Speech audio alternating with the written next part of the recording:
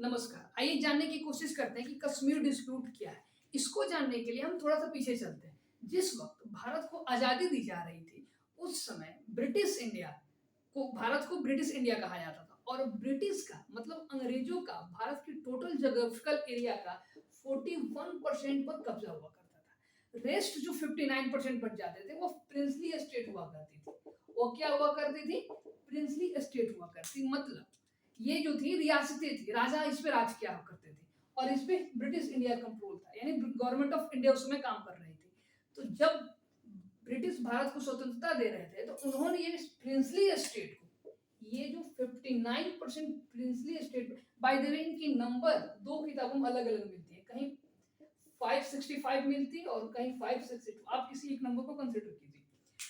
उस समय भारत में इतनी रियासतें थी, तो ब्रिटिश ने क्या किया कि इन रियासतों को कुछ चॉइस दिया, कहा either you can merge with India, you can also merge with Pakistan और you can become a free state और अ फ्री स्टेट। ये जितने भी राज्य थे उसमें कश्मीर जो था, ये अपनी ज्योग्राफिकल अनोखापन, यूनिकनेस और अपने मतलब मैं कहूँ अमीरीपन के कारण यह चाह रहा था कि मैं एक स्वतंत्र देश बनाऊंगा और ना मैं पाकिस्तान के साथ जाऊंगा ना मैं भारत के साथ जाऊंगा, इन दोनों के बीच में एक स्वतंत्र राज्य के रूप में रहूंगा। ठीक है। तो भारत की जितनी बाकी प्रिंसली स्टेट्स है उसको भारत में मर्ज करने का काम, आप दो नाम याद रखिएगा। एक तो सरदार पटेल का, एक नाम आपको याद रखना सरदार पटेल का, और सरदार पटेल के जो सचिव थे, सेक्रेटरी थे, उनका नाम था बीपी मेनन। बीपी मेनन इनका नाम, अक्सर आप लोग इनका नाम भूल जाते हैं, थोड़ा बीपी मेनन साहब को भी याद रखिएगा। इन्होंने जितने भी प्रिंसली स्टेट थी उनको एक डॉक्यूमेंट ऑफ एनेक्सेशन दिया था। क्या दिया था? Document of annexation. और कहना था कि आप इस पे साइन कीजिए और भारत में अपने आप को पूरी तरीके से मर्ज कीजिए और India as a whole country के रूप में आप आगे बढ़िए। बट कश्मीर के साथ ये था ना, उस समय कश्मीर के बाय द वे जो राजा थे उनका नाम था हरि सिंह। इस नाम को आप थोड़ा याद रखिएगा। उसमें कश्मीर के जो राजा हुआ करते थे हरि सिंह थे। तो उनका फैसला ये था कि हम पाकिस्तान के साथ मिलेंगे ना भारत के साथ मिलेंगे, हम एक स्वतंत्र देश के रूप में रहेंगे। ठीक, ऐसा चलता है। बट जैसे हम लोग को आजादी मिला उसके कुछ ही दिन बाद, आप इस डेट को याद रखिएगा, 22 अक्टूबर 1947 को क्या होता है ना कि पाकिस्तान मतलब जीना अपनी आर्मी को कबायली बेस में कश्मीर में एंट्री कराते। एक कबायली लोग जो है ना, चरवाहे लोग हुआ करते थे, उनको कश्मीर में एंट्री दी जाती और ये लोग बड़े स्तर पे वेपन के साथ एंट्री किए हुए थे और कश्मीर पे हमला करना स्टार्ट करते। और ये लोग बहुत ही जल्द, विद इन 3 to 4 डेज, ये कश्मीर वैली तक आ गए थे। और कश्मीर वैली क्या था? जिसमें कश्मीर की आज भी सबसे ज्यादा आबादी रहती है कश्मीर वैली में, उस समय तक आ गए। तब राजा हरि सिंह को ये रियलाइज हुआ कि नहीं, हमने गलती की, भारत के साथ ना मिलके।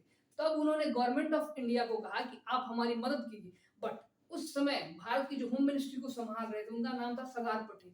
और सरदार पटेल की स्ट्रिक्ट पॉलिसी थी कि जब तक आप इस डॉक्यूमेंट ऑफ एनेक्सेशन पे साइन नहीं करते हैं तब तक मैं आपको हेल्प ऑफर नहीं करूंगा। तो हुआ क्या, और इसमें कुछ प्रोविजन ये था ना कि आप अपना मिलिट्री भारत को दे देंगे, आप मिलिट्री नहीं रखेंगे, आप अपनी सत्ता पूरी भारत को देंगे, बट और कुछ दे या ना दे, बट आप अपना डिफेंस, ठीक है, कम्युनिकेशन, ये दो तीन चीजें आप भारत को सौंप देंगे। और राजा हरि सिंह को 26 अक्टूबर, याद रखिएगा इस डेट को, 26 अक्टूबर 1947 को डॉक्यूमेंट ऑफ एनेक्सेशन पे साइन करना पड़ा। और जैसे ही ये साइन होता है, भारत ने बड़े स्तर पर मिलिट्री सप्लाई स्टार्ट किया और अपनी इंडियन आर्मी और एयरफोर्स को कश्मीर घाटी में उतारना शुरू किया और हमने पाकिस्तानियों को पीछे ढकेलना स्टार्ट किया और हम लोग आगे बढ़ना शुरू किया और कश्मीर के रीजन को कब्जा करते। बट थोड़ा सा ध्यान दीजिए, यहाँ एक बात आती है कि जब हम लोग आगे इंप्रूव कर रहे थे, आगे बढ़ रहे थे, अपने एरिया को कब्जा रहे थे, तो ठीक उसी समय जनवरी 1948, इस डेट को, जनवरी 1948 को, उस समय के भारत के प्रधानमंत्री पंडित नेहरू यूएनओ में ले जाते हैं। तो सवाल एक ये उठता है कि आखिर जब इंडियन आर्मी एडवांस कर रही थी, कश्मीर के अपने रीजन को कब्जा कर रही थी, अपने में मिला रही थी, तो हमें यूएनओ जाने के पीछे क्या लॉजिक हो सकता है? तो इसका लॉजिक सिंपल, उस समय आफ्टर नेहरू ने अपनी किताब में भी लिखा था इस लॉजिक को कि मेरे ले जाने का मकसद ये था कि पाकिस्तान को, इंग्लैंड जो हमारा क्या था, कॉलोनियल पावर था, ब्रिटेन और अमेरिका का खुली सपोर्ट था। चाइना भी किसके पक्ष में था? पाकिस्तान के पक्ष में था। इंटरनेशनल प्रेशर एक तो ये था, दूसरा हम लोग अभी-अभी एज़ अ स्टेट इंडिपेंडेंस हुए थे। तो नेहरू ये नहीं चाहते थे कि दुनिया में हमारी जो छवि बने वो एज़ अ एग्रेसर स्टेट बने, आक्रामक देश के रूप में बने। इन 2 कारणों और उन्हें ये यकीन था ना कि कश्मीर की पूरी रीजन को बाकायदा हमने राजा की मर्ज़ी से लिया, भारत में मिला है, तो यूएनओ हमारा मदद करेगा। बट यूएनओ में जब ये मामला गया तो यूएनओ में एक रेज़ोल्यूशन पास हुआ। उस रेज़ोल्यूशन को हम लोग कहते हैं रेज़ोल्यूशन 47 और आगे चलते हुए बहुत सारे रेज़ोल्यूशन को पास किया गया, कश्मीर के रिलेशन में और उसमें 3 मेजर पॉइंट को दिया गया। 3 पॉइंट ये थे ना, इसको थोड़ा-सा ध्यान दीजिए। पहली पॉइंट ये थी कि पाकिस्तान एग्रेसर स्टेट है और पाकिस्तानी आर्मी पहले पीछे हटेगी, फर्स्ट पॉइंट था। दूसरी पॉइंट ये थी कि जो इंडियन आर्मी है, ये भी अपनी नंबर कम करेगी, ठीक है? और तीसरी पॉइंट थी कि यूएनओ की प्रेजेंस में, किसकी प्रेजेंस में भाई? यूएनओ की प्रेजेंस में कश्मीर के अंदर एक प्लेबिसाइड कराया जाएगा। देखिए प्लेबिसाइड कुछ नहीं होता है, या एक प्रकार का जनमत संग्रह होता है जिसमें लोगों से पूछा जाता है कि आपकी पसंद क्या है, क्या आप पाकिस्तान में मिलना चाहते हैं या भारत में मिलना चाहते हैं, दो ये उसकी प्रधान है। बट ये प्रोविजन आज तक लागू नहीं हुआ। ऐसा क्यों नहीं हुआ? क्योंकि उसकी पहली क्लॉज याद कीजिए कि पाकिस्तानी आर्मी पहले पीछे हट गई, बट पाकिस्तान ने कभी ऐसा किया ही नहीं, इसलिए आज तक ऐसा नहीं हो पाया। बट थोड़ा सा हम लोग ध्यान देते हैं, जिस समय ये सारी प्रोसेस हो रही थी ठीक उसी समय कश्मीर को हमने कुछ स्टेटस देने की कोशिश की, स्पेशल प्रिविलेज देने की कोशिश की।